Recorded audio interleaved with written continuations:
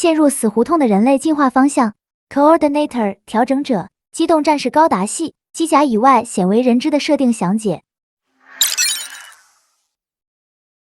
齐奥尔科夫斯基号深空探测船是由大西洋联邦航空航天局于 CA15年投入使用的一艘宇宙飞船。该型飞船按计划将用于执行深空探索任务，而任务的目标就是向木星圈进军进行探索和科研活动。由于深空探索任务的周期很长，像这样跨越行星之间距离的深空探测任务，其任务周期起码要数年的时间为单位来计，这就需要容纳足够多的物资和设备，才能够满足航天员长期在宇宙中航行的需要，使得齐奥尔科夫斯基号的体积十分庞大，光是整体长度就足足有2000米，同时还在船体中间位置设置了圆环装置，这个圆环可以进行滚动，可以通过滚动产生的离心力来模拟重力环境，以此来消除人员长期在失重环境下带来的不利影响，并且配套有相关的农业和工业设施。虽然规模比较小，但产出的物资足够所有人员的基本需要。可以说，在齐奥尔科夫斯基号的内部形成了一个完整的微型生态系统，这让人员长期在宇宙中生活成为了可能，也为以后人类在宇宙中建设殖民星提供了技术基础。在某种程度上，齐奥尔科夫斯基号相当于殖民星的雏形，为人类长期能否在宇宙中生活发挥了技术验证的作用。可以说，这一艘飞船带来的意义涵盖的范围可以说是方方面面。而在飞船之外，需要特别一提的是，此次深空探测任务将由一个名为乔治·格伦的人率领前往，而他此时的年龄才31岁。作为深空探测任务的领头人，这个年龄可以说是十分的年轻。然而，乔治·格伦早在17岁时就已经表现出了超于常人的能力，不仅早早就取得了麻省理工学院博士的学位，还作为运动员参加奥运会夺取了金牌。在这之后，参加橄榄球职业联赛，一举成为了明星球员。没多久，他便参军进入空军服役，同样毫无意外地成为了王牌飞行员，甚至在服役期间还参与了航空航天的研发项目，其取得的科研成果同样令人瞩目，包括这艘齐奥尔科夫斯基号也是由他亲自设计的。所以依靠这些过硬的经历，乔治·格伦顺利成为了此次深空探测任务的领头人，已经没有人比他更适合承担这个历史使命。然而，正当人们还在认为乔治·格伦是难得一见拥有超高天赋的天才时，突然间在向木星出发的这一天，乔治·格伦向全世界公布了一个重大秘密。这个秘密内容就是他并非是自然降生的人类，而是在受精卵阶段经过基因调整后诞生的人类，也就是人们口中俗称的调整者。接着他便公开了基因调整技术，于是从此之后，越来越多的人为了让后代获得更多天赋异禀的能力，纷纷使用了他公布的基因调整技术。然后当越来越多经过基因调整的人类达到一定比例的时候，整个世界的局势开始发生了重大变化，使得乔治·格伦公布基因调整技术这一举动，就像是拨动了世界的齿轮一般，从此给人类的未来带来了极其深远的改变。正如第一个调整者乔治·格伦所表现的那样，经过基因调整诞生的人类，无论是智力还是身体素质，其表现都是远超于自然生育的人类。如果从个体方面的表现来看，调整者的记忆力、学习能力、思维能力等表现均十分突出，所以调整者能够以较短的时间内学完从小学到大学的所有课程，并且平均取得的学习成绩要高于自然人一大截。几乎所有调整者都是名列前茅的尖子生，而在身体素质方面同样十分出众，无论是反应速度、体能还是爆发力，都要比自然人强出不少，其身体各方面的机能都突破了自然人的上限，这让调整者在与自然人进行对抗时，都是以一敌十般的强大存在，甚至还能更进一步获得具体的天赋能力，像外貌都可以进行基因调整来提升下一代的颜值，其效果不但要优于整容手术，调整结果还能继续遗传到下一代子女身上。而且除了外貌之外，像绘画、音乐等艺术方面的天赋也是如此。可以说，基因调整技术的出现，让人类获取天赋能力有了确切的手段，从此打破了人类自诞生以来获取天赋的随机性。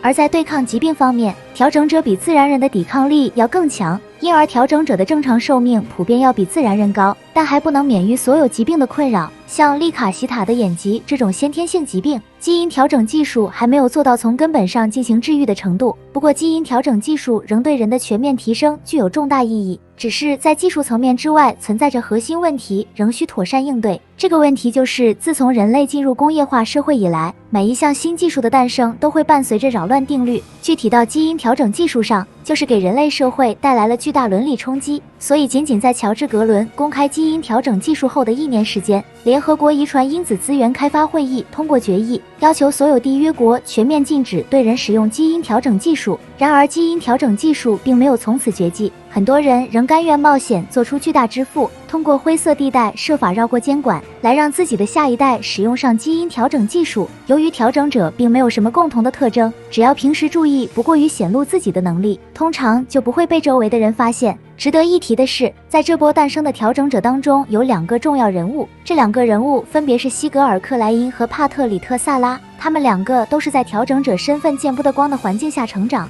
可以说这一经历对他们的未来造成了重大影响。而在这里需要指出的是，即便当时周围环境再怎么对调整者不友好，但在当时很多人看来，给后代进行基因调整带来的收益要远大于风险。尽管大多数人感觉不到自己身边存在调整者，但调整者已经不可避免地开始快速增长。特别是当时间进入到 CA29 年，乔治·格伦经过14年的时间完成了深空探索任务，在返回地球时还带来了重大发现，而这个发现就是外星生物的化石。很快，整个世界都对这个发现震惊不已，这让乔治·格伦获得了从未有过的历史高度。本来他出发之前公布基因调整技术这一行径，这些年来一直备受各方势力的强烈指责，但现在乔治·格伦的光芒直接掩盖掉了这些，使得大多数人开始逐渐认可了基因调整技术，甚至一些较为极端宗教主义势力的声量也降低了不少。很快，全世界范围掀起了第一次使用基因调整技术的浪潮。于是次年，也就是 CA30 年，第一波调整者婴儿潮开始形成。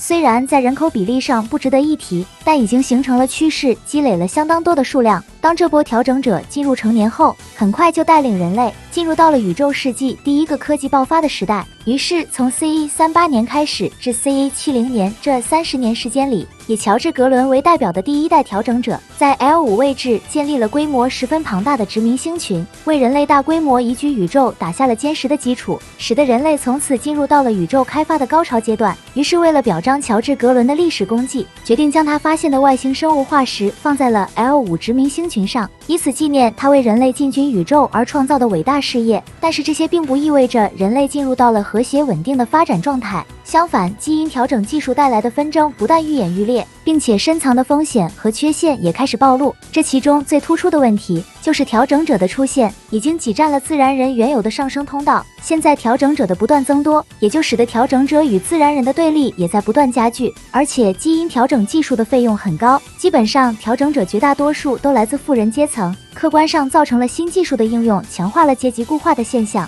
这让调整者与自然人在对立之上还叠加着阶层矛盾。于是在极端组织的长期影响下，让自然人与调整者的矛盾达到了不可调和的阶段，纷纷举起了武器向调整者施暴。一时间，全世界各地接连爆发多起枪杀案件，每一个事件都是由自然人直接发起，连乔治·格伦在一场出席活动中也遭到了一名自然人少年的毒手，最终于 CA53 年不幸身亡。在这样一个背景之下，大量聚集在 L5 位置殖民星群的调整者就开始有了独立自主的思潮，其中西格尔·克莱因和帕特里特·萨拉于 CA50 年创建黄道同盟组织，从此便长期活跃在对抗自然人势力的第一线。而在经过20年的发展了以后，黄道同盟组织发展成了比肩地球政府军队的武装力量，并且还把名字改成了自由条约黄道同盟，也就是后来人们俗称的扎夫特。紧接着 L5 殖民星群于 CA70 年独立建国，其国名的简称仍旧延续使用了 Plant。而另一边的地球联合在彻底失去了 Plant 的主权后，便开始组织军队向其宣战，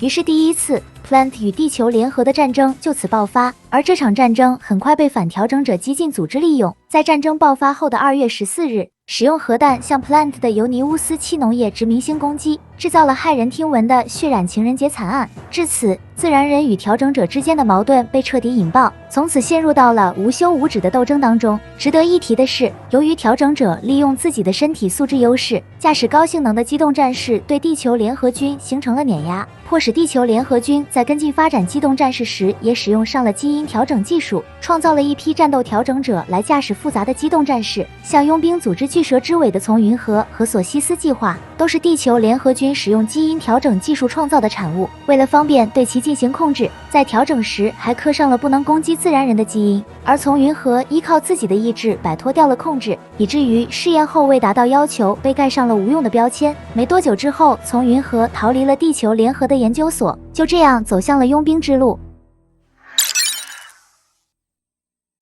就在基因调整技术火热之时，也让一些开展相关业务的企业也跟着发展壮大。这其中的头部企业便是名为 GARM2D 公司。在第一次调整者婴儿潮时期，也就是 CE30年这个时间，这家公司在 L4 位置投资建设了孟德尔殖民星。该殖民星集成了基因调整技术上下游所有产业链，并配套有完整设施，来满足从科研到临床应用等一系列活动的需要，并且集中了很多顶尖的研发人员。而在这些人员当中，就包括了由联想和吉尔伯特·迪兰达尔。这些人可以说都是相关领域的顶级科研人员。尽管当时的基因调整技术已经广泛使用，但还没有达到成熟稳定的地步，已存在的技术缺陷仍需要投入科研力量进行解决，比如调整结果未达到预期，乃至失败导致流产的情况并不罕见。这些都给了基因调整技术带来了很多负面的影响。很快，由联想发现引发这些缺陷的原因都集中在了母体上，于是他决定开启新的研发项目，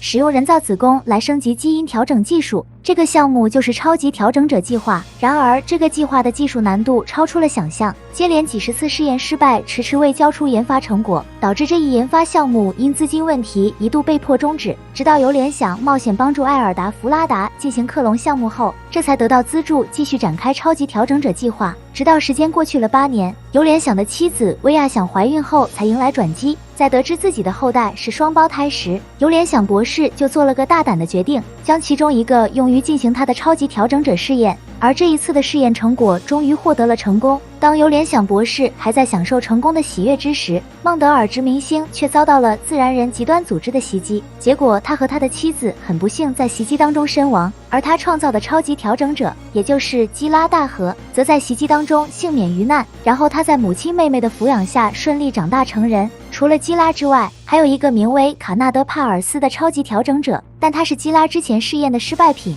本来按正常流程要对他进行失败处理，但在一名项目科研人员的帮助下，卡纳德成功逃离孟德尔殖民星，幸存了下来。所以由联想博士的科研成果可以说只剩了基拉大河这一个独苗，也可以算上卡纳德一共2个。至于他的研发资料下落，到目前为止仍不得而知。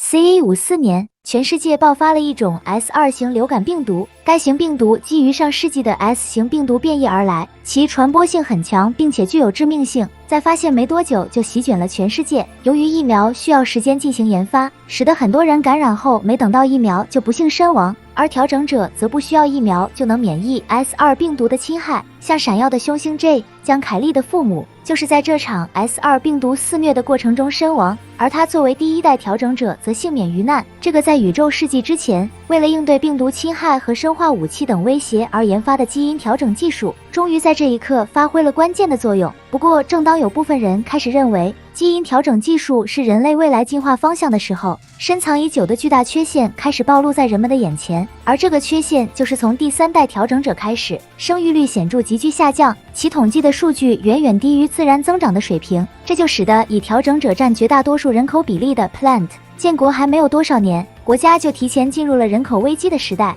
加上当前正与地球联合处于交战状态，如果不及时在国家层面进行干预，不出几年人口问题将会更加严峻。于是 Plant 最高评议会做出了决议，对国民的婚姻进行强制干预。这其中最显著的一个条款，那就是由国家层面来匹配国民婚姻的对象，并对不利于进行生育的婚姻进行管制。像吉尔伯特·迪兰达尔和塔利亚·库拉迪斯就是因为这个政策的关系，无法从恋人发展到婚姻关系。可以说 Plant 发出的这个行政手段已经相当于国家级别的包办婚姻。由此可见 ，Plant 认识到了低生育率问题的严重性，所以在还是西格尔克莱因任评议会议长的时候，也是将低生育率问题考虑在内，向国防委员长帕特里特·萨拉寻求停止战争的可能性。但帕特里特·萨拉仍旧继续激进路线，不做出改变。当然，停止战争的主动权并不完全掌握在扎夫特手中，所以西格尔寻求停战的意愿不可避免地落了空。因而后来 Plant 还采取了其他措施，决定放开了一部分移民进入 Plant，